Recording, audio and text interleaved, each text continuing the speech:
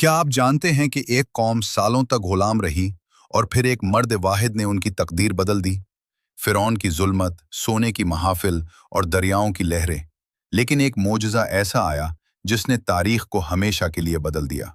ये कहानी है बनी इसराइल की और उनके निजात दहिंदा हज़रत मूसा अलैहिस्सलाम की। दुनिया की तारीख में बहुत सी कौमें आईं और गईं, मगर बनी इसराइल की कहानी उन सब में मुनफरिद है। कुरान और हदीस की रोशनी में ये वाक़या न सिर्फ तारीख बल्कि ईमान की सबसे बड़ी मिसाल भी है।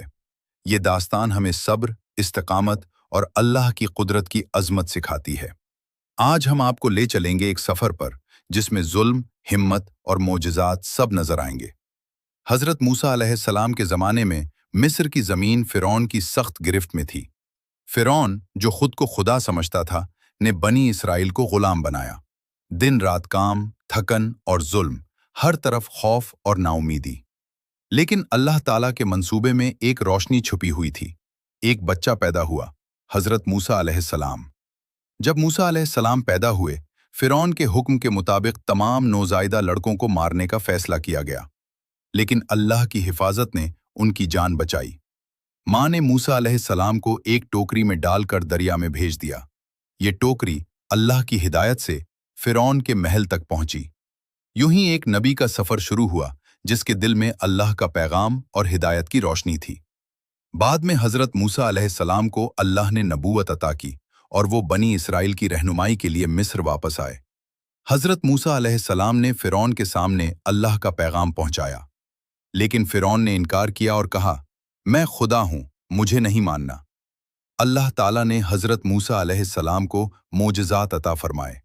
छड़ी जो सांप बन गई, हाथ जो चमक रहा था।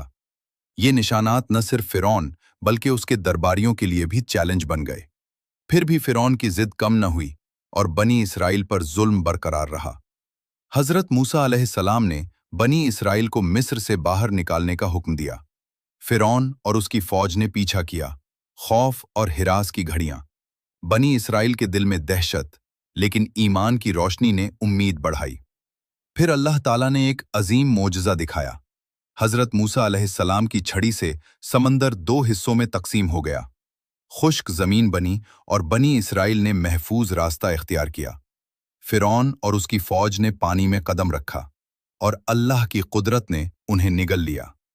ये लम्हा सिर्फ नजात नहीं, बल्कि अल्लाह की अज़मत, वादे की तकमील और सब्र की तालीम है।